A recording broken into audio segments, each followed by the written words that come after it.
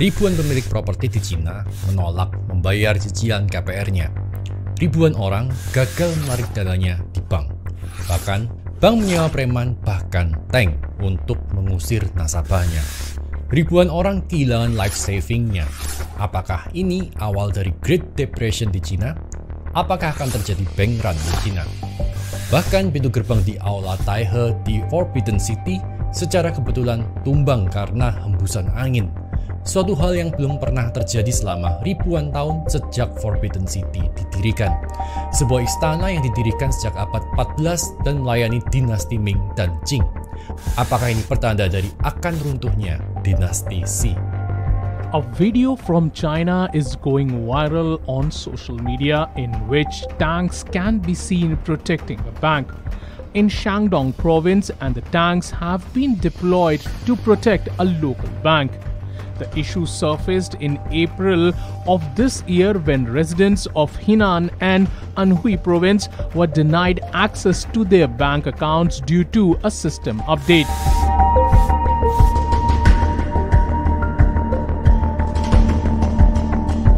Awal runtuhnya ekonomi Cina ini dimulai dari tumbangnya sektor properti. Banyak orang menyebutnya dengan bubble. Sektor properti di Cina bertumbuh pesat selama beberapa dekade terakhir. Prinsip harus punya rumah jadi alasan dibaliknya. Selain itu, properti juga masih menjadi primadona investasi para investor di Cina karena bunga KPR yang rendah dan prestis untuk di-flexing ke saudara ataupun calon mertua. Pemerintah Cina juga punya regulasi yang longgar untuk developer karena mengizinkan developer menerima dana dari user property meskipun belum terbangun dan masih dalam bentuk gambar. Untuk hal ini, biasanya user property melakukan akad dengan pihak bank, dan pihak bank mencairkan dananya pada developer. Ketika developer tidak serah terima, tidak membangun, atau terkena masalah, maka user yang akan rugi. Karena secara akad, user masih harus membayar pada pihak bank. Karena demand yang sangat kuat dan longgarnya peraturan itu pula, developer property jadi over expensive. Membangun di tempat-tempat yang nggak berpenghuni dengan skala masif. Makanya di Cina ada istilah China Ghost Town. Juga ada istilah proyek ampas tahu, di mana developer hanya asal bangun aja tanpa memperhatikan kualitas bangunan. Di akhir 2021, kita mendengar developer-developer properti seperti Evergrande dan Fantasia mengalami kesulitan likuiditas. Padahal tonggak ekonomi Cina itu ada di sektor properti. Karena sektor properti itu menyerap tenaga kerja yang besar dan punya efek domino yang sangat besar di sektor-sektor yang lain. That's why mereka terus membangun dan membangun. Sawah jadi kota, gurun pasir jadi kompleks apartemen, laut jadi pencakar langit.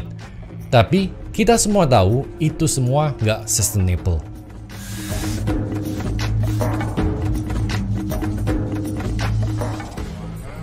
Di Cina jarang banget ada demo karena sistem pemerintahannya opresif. Di tanggal 10 Juli 2022, sekitar 1.000 orang melakukan demo di depan PBOC di Zhengzhou, Cina. Sebabnya karena nasabah di 4 bank lokal yang nggak bisa menarik dananya. Akunnya dibekukan dan nilai akun yang dibekukan mencapai 1,5 miliar dolar. 4 bank itu adalah Yiqiu Xinminsheng Village Bank, Shanghai Huimin Country Bank, New Oriental Country Bank of Kaifeng, Zhejiang Huanghai Community Bank. Di bulan Mei 2022, regulator bank di Cina, CBIRC, menyatakan bank-bank ini telah melakukan kegiatan ilegal dengan menarik dana masyarakat melalui aplikasi. Cina nggak mengizinkan bank lokal untuk menerima dana dari masyarakat di luar home base bank lokal itu. Demonstrasi ini termasuk yang terbesar, meskipun demonstrasi-demonstrasi kecil juga udah dimulai sejak bulan Mei.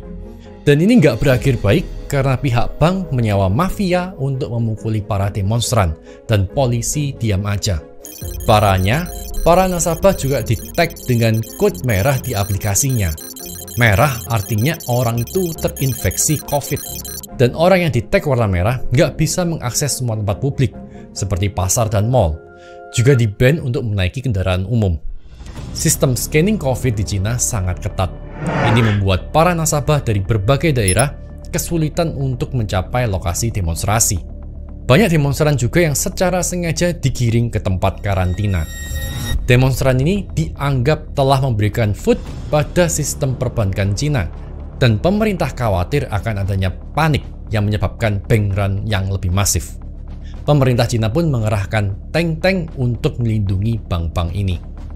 Terus pertanyaannya, kemana duitnya?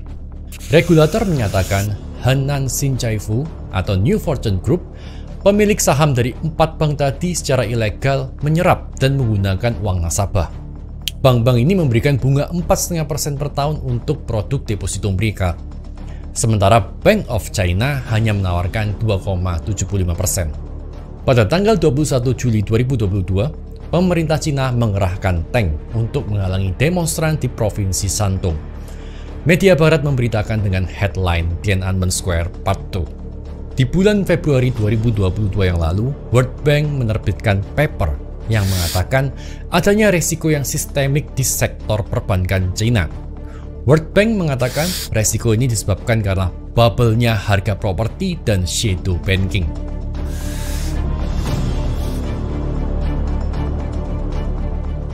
Shadow banking adalah aktivitas finansial yang terjadi di luar regulasi dan sistem perbankan. China adalah salah satu negara dengan industri shadow banking terbesar di dunia. 40% pinjaman yang dilakukan berasal dari aktivitas shadow banking. Shadow banking ada karena demand yang luar biasa dan supply yang nggak bisa diberikan oleh bank konvensional. Di case China, nggak bisa diberikan oleh 4 bank utama di China. 4 bank ini adalah ICBC, BOC, ABC Bank, dan CCB.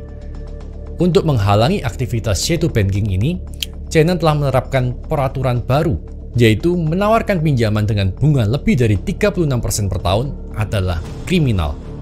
Shadow banking di China juga melibatkan sektor perbankan konvensional, seperti penjualan wealth management product, surat hutang, peer-to-peer lending, pinjol, dan lain-lain. Dan membeli produk-produk ini secara nggak langsung, pihak bank juga punya exposure pada aktivitas investasi yang beresiko tinggi, tapi menggunakan dana nasabah. Ribuan orang memboikot pembayaran KPR karena proyeknya nggak kunjung diselesaikan. Ini dampak dari runtuhnya sektor properti yang tadi kita udah cerita di depan. Karena sektor properti lumpuh, banyak developer yang mendiskon harga unitnya, bahkan hingga puluhan persen lebih murah daripada proyek sebelumnya. Ini alasan pertama yang buat para pembeli properti marah. Bayangin aja kalau tetangga kita beli rumah atau apartemen 20-30% lebih murah dari kita. Sementara debitur KPR juga sedang kesulitan finansial karena dampak aneka krisis dan pandemi. Total ada ribuan debitur di 18 provinsi dan 47 kota yang berhenti melakukan pembayaran.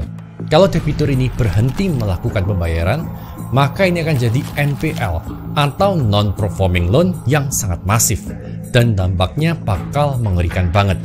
Sementara NPL sehat sebuah bank itu harusnya di bawah 5%. Boikot massal ini belum pernah terjadi di sejarah manapun di dunia.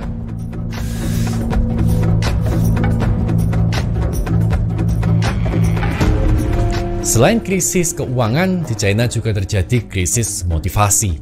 Anak-anak muda di China putus asa dan membuat buzzword dan gerakan baru, yaitu Pailan. Artinya let it rot. Atau kalau dalam bahasa Indonesia, biarin busuk gitu mungkin. Gerakan ini adalah gerakan yang secara sukarela menarik diri dari mimpi dan impian karena terlalu susah untuk diraih.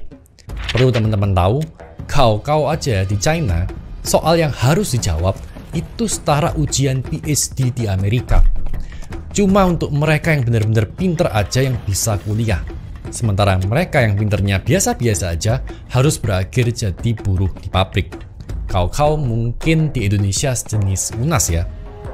Ditambah lagi dengan adanya krisis, para mahasiswa yang lulus nggak bisa mencari pekerjaan karena kurangnya lapangan pekerjaan.